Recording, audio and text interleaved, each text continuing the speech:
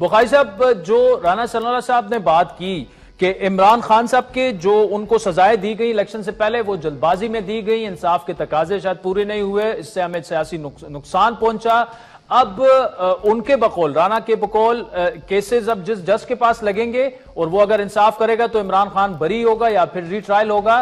बहुत बड़ी स्टेटमेंट है ये। आप क्या समझते हैं, इमरान खान साहब के खिलाफ जो केसेस बने उस पर आप राना सनाउल्लाह साहब के बयान से मुत्तफिक हैं? बात है जी, ये it is between the state institutions और जुडिशरी और एग्रीड वो है। Pakistan Peoples Party is not a party to all those proceedings.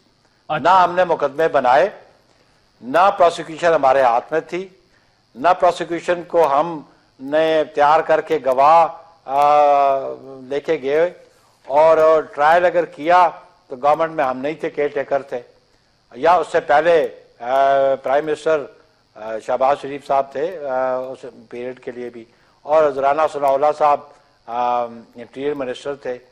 तो जब ये केसेस बने, जब आगाज हुआ, तो क्यों नहीं उस वक्त बोले राना सनाउल्लाह साहब जो आज बोल रहे हैं कि ये मुकदमात जो है ये इनकी बुनियाद दुरुस्त नहीं, या ये हकीकत पे मबनी नहीं। अभी जो बात कह रहे हैं कि जब ये नजर आ रहा है कि वो कहते हैं ना कि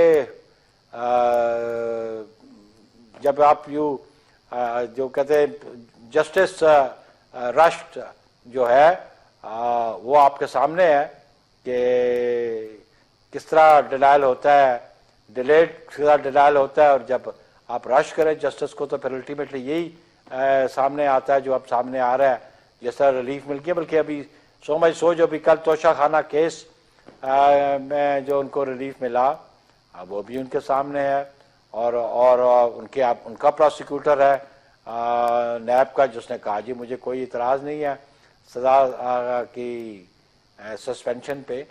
तो उस वक़्त तो राना सनाउल्लाह साहब को विजिलेंट होना चाहिए था अपना मौक़िफ़। तो Peoples Party is not party to these proceedings. ना हमने मुकदमात बनाए, और मैं ही ना इस पर कमेंट करना चाहता हूँ, क्योंकि it is between the government and the judiciary and the executive.